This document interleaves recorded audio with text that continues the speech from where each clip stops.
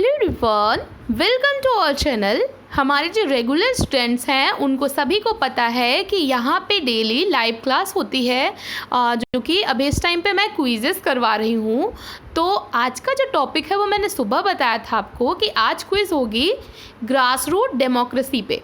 तृणमूल प्रजातंत्र क्या होता है, इससे रिलेटेड क्वेश्चंस आज हम डिस्कस करने वाले हैं। तो काफ़ी इंपॉर्टेंट से क्वेश्चन मिलेंगे आपको, न्यू क्वेश्चंस मिलेंगे जो कि एग्ज़ाम में भी आ सकते हैं, क्योंकि यहाँ से क्वेश्चंस पूछे जाते हैं। तो आई होप आपको ये वीडियो पसंद आएगी। एंड वीडियो कैसी लगती है मुझे कमेंट करके बताइए। अगर वीडियो अच्छी लगती है तो उसको लाइक कर दीजिए। अपने जितने न्यू फ्रेंड हैं, जिन लोग को नहीं पता है इसके बारे में, उनके साथ ये वीडियो शेयर करिए एंड सब्सक्राइब कर लीजिए चैनल को, ताकि आपको ऐसी ही वीडियोज़ आगे भी मिलती रहें। तो चलिए देर न करते हुए शुरू करते हैं आज की वीडियो। तो पहला क्वेश्चन आपके सामने है, फ्लैश हो रहा है, ये कथन है। आपको बताना है कि ये कथन किसका है। ठीक है, दिखाई दे रहा है सबको क्लियर? अगर किसी को इतना क्लियर दिख नहीं रहा है तो अपने फ़ोन की वीडियो क्वालिटी इंक्रीज़ करिए, दिखाई देगा। ठीक है, कल कुछ बच्चे बोल रहे थे कि मैम दिखाई नहीं दे रहा है क्लियर, तो उसकी वीडियो क्वालिटी क्लियर करिए, थोड़ा सा इंक्रीज़ करिए, आपको क्लियर दिखेगा। क्वेश्चन है, भारत में लोकतंत्र एक भारतीय भूमि पर शीर्ष दृश्य है जो अनिवार्य रूप से अलोकतांत्रिक है। प्रजातंत्र के संबंध में ये कथन किसका है? ऑप्शन है महात्मा गांधी, B.R. अम्बेडकर, M.N. रॉय या फिर राधा कुमुद मुखर्जी। मतलब कि इनमें से कौन से विचारक हैं जिनका मानना था कि जो भारत में लोकतंत्र है ये है तो शीर्ष पे, मतलब इसको सबसे ऊपर रखा गया है, हाईएस्ट सबसे बड़ा लोकतंत्र माना जाता है, तो है तो ये शीर्ष पे, लेकिन इसकी जो प्रकृति है वो अलोकतांत्रिक है। लोकतंत्र में जो प्रजातंत्र में जो अनिवार्य विशेषताएं होनी चाहिए वो यहाँ पर नहीं है, उसकी कमी है यहाँ पे। ठीक है, तो इसकी जो प्रकृति है वो अलोकतांत्रिक है। तो ये किसका मानना था? जल्दी से बताइए कमेंट करके। आपको 30 सेकेंड में क्वेश्चन सॉल्व करना है। इसकी प्रैक्टिस करनी है आपको कि आप 30 सेकेंड में क्वेश्चन सॉल्व कर लो। तो जल्दी जल्दी सॉल्व करने की कोशिश करिए।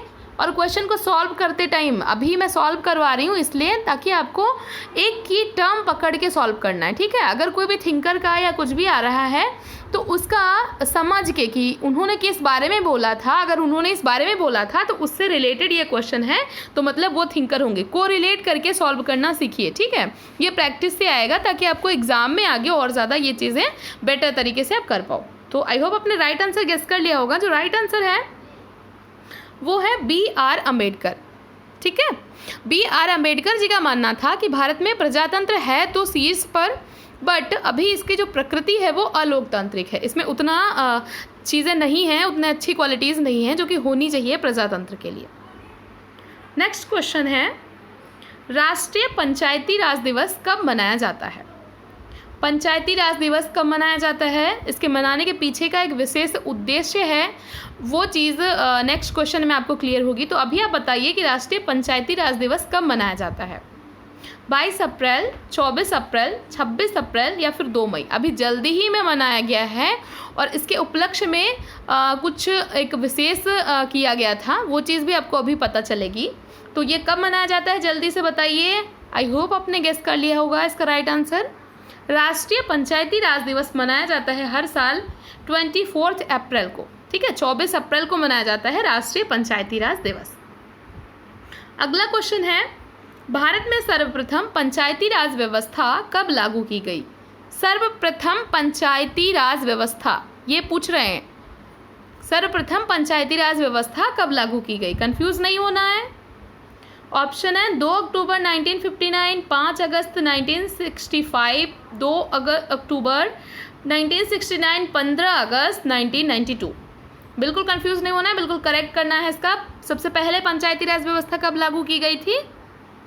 2 अक्टूबर 1959 को लागू की गई थी। ठीक है, उस टाइम के जो तत्कालीन प्रधानमंत्री थे श्री नेहरू जी, उन्होंने ये व्यवस्था लागू की थी। अगला क्वेश्चन है, प्रथम पंचायती राज व्यवस्था, जो पहली पंचायती राज व्यवस्था है 2 अक्टूबर 1959 को लागू की गई, वो किस प्रदेश में लागू की गई? कौन सा प्रदेश था जहाँ पे सबसे पहले पंचायती राज व्यवस्था लागू की गई? उत्तर प्रदेश, राजस्थान, गुजरात या फिर मध्य प्रदेश?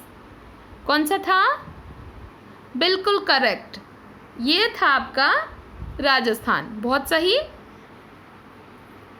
नेक्स्ट है क्वेश्चन, भारत में संवैधानिक पंचायती राज अधिनियम कब लागू किया गया? ठीक है, पहला क्वेश्चन क्या था कि पंचायती राज व्यवस्था सबसे पहले तो 2 अक्टूबर 1959 को तत्कालीन प्रधानमंत्री ने राजस्थान के नौगांव जिले में ये चीज़ सबसे पहले लागू की थी।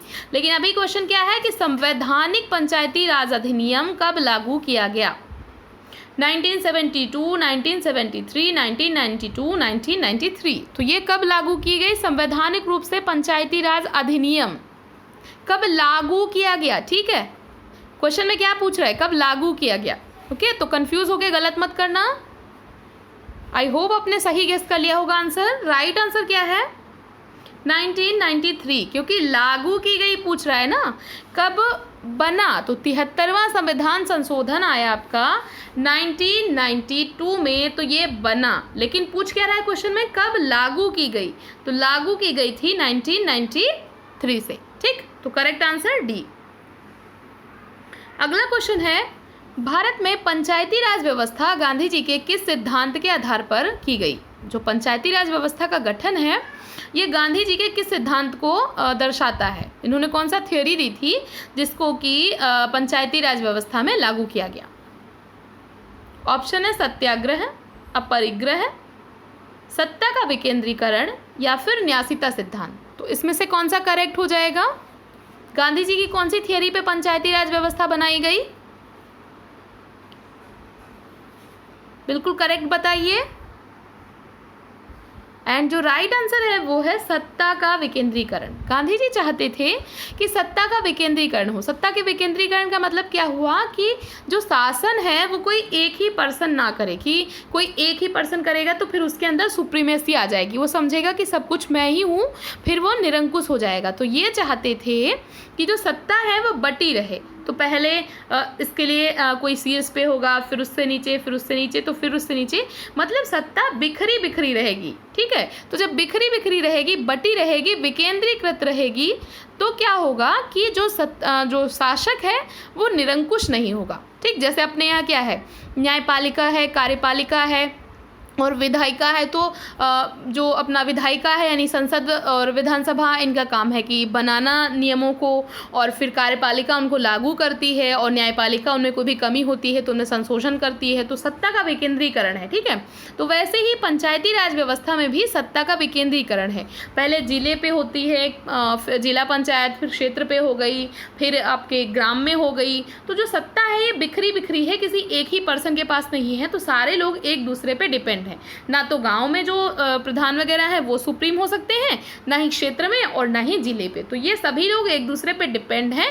तो इससे क्या होता है कि जो शासक है वो निरंकुश नहीं हो पाता। ठीक, अगला क्वेश्चन है, द्विस्तरीय पंचायती राज व्यवस्था की सिफारिश किसने की?